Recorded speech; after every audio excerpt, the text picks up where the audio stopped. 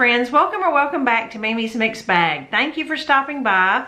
If this is your first video of mine, check out my playlist. I've got hundreds of craft projects, party decor, happy gifts, all kinds of fun stuff for you to check out. So today I'm doing a little thrifted makeover. It's my favorite type of crafting, where I take something old and dated, make it over into something that I love. If you've never caught one of these videos like mine before, I pretty much just do before and after. I don't go through the process of what I do. Usually the makeovers are pretty simple. You can see exactly what I did. Chances are you won't have the exact same thing. I just give you an idea of what to do with it. So the first thing I want to show you is a little trio of frames.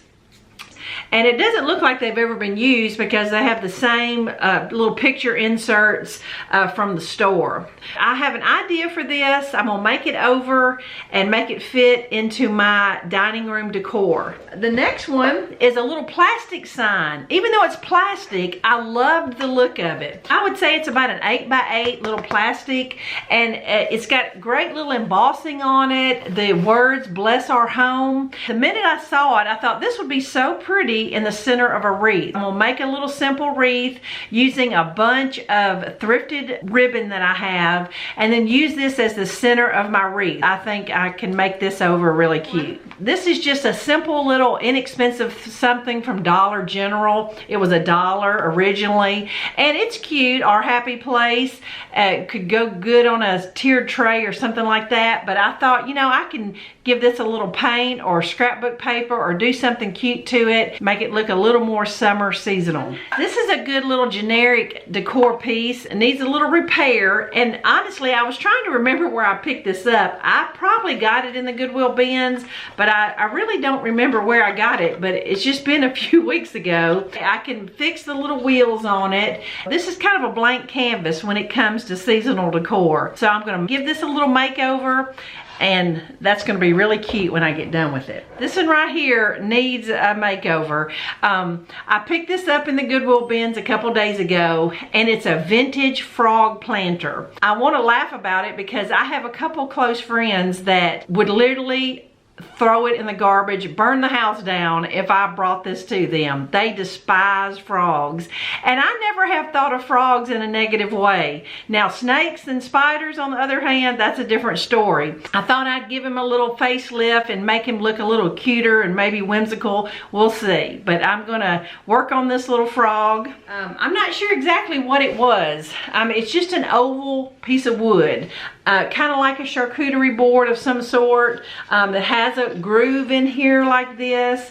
It's not the greatest on the back, but anyway, I think you'll be surprised to find out what I decide to do with this. But it's just a good size, about a 15-inch oval wooden platter. So those are my projects before, and I'll be back real soon. All right, here is the after of my 3 silver metal frames with a can of black glossy spray paint. These little frames were instantly transformed. I have lots of black accents in my little dining room, my curtain rods, my chandelier. I have some black sconces, and so these little black frames tie in perfectly.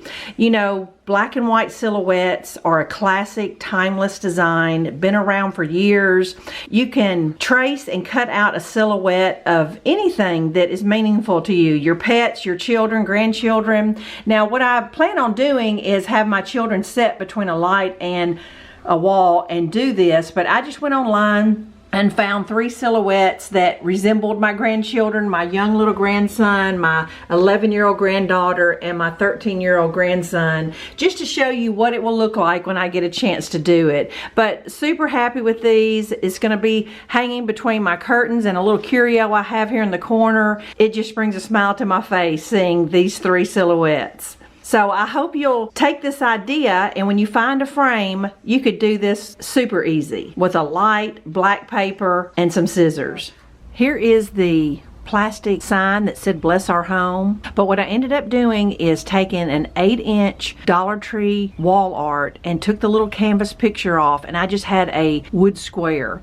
And I'm going to insert a picture here of showing you what the back looks like. I just took a bunch of thrifted ribbon and tied it around the square. That was it. Just double knotted it all around all 4 sides, and then just wired my little sign to the center like you would do any wreath accent. Now, as far as the thrifted ribbon, it's not all wired. You need majority wired ribbon so it will stand up on the corners and around the top.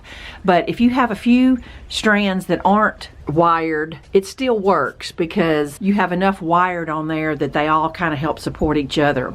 But I'm real happy with the way it turned out. It definitely allowed me to use up a bunch of ribbon I didn't need. I tried a couple different painting techniques on this sign and I just couldn't find something I liked, so I ended up just going with solid silver because I have lots of silver glittery ribbon in the wreath. I'm not sure if it shows up here, but it's just really pretty and it's year-round, and I can put this on the door at any time. All right, and here is the little wooden house. I just found a little graphic and printed it on some pink cardstock and just glued it onto the little house, painted the roof some watermelon colors, and hot glued a little bow on there. And this will be really cute on a watermelon themed tiered tray. My little wooden cart. I didn't change the wooden cart too much. I took some black paint markers and just painted the wheels on both sides. Found a little graphic online. I just printed it and shrunk it and just glued it, kind of Mod Podged it onto the side of the little wagon. Let me flip it over here and show you the other side. I decided to go ahead while I was doing it and found a little pumpkin printable, drug it over to my word processing and printed it and just used Mod Podge and glued it onto the side. And just put a little raffia inside the little cart to put my little watermelons on. Now let me just tell you about these watermelons. All these are Easter eggs. These are foam and plastic Easter eggs that I just used my paint markers and just colored them. And that's all, and they look like watermelons all painted up. Super cute. Can't wait to use this for the summer and then turn it around for the fall and put some little miniature pumpkins in it. I hope you like this as much as I do. Right, last but not least is probably my favorite makeover. I don't think anyone would ever know that I took that old oval cutting board and cut it directly in half and made 2 watermelon slices. I'm gonna hang them up so you can see. When I saw this old cutting board, I saw this groove right here, and that's what made me think watermelon. And I almost started to glue them side by side like 2 slices together. I had these hellos already laser cut from another project, and these little seeds are actually the inside of some laser cut letters that I had, but you could certainly take a paint marker and paint some little seeds on there. More thrifted ribbon I had, and just painted the watermelon with a sponge brush.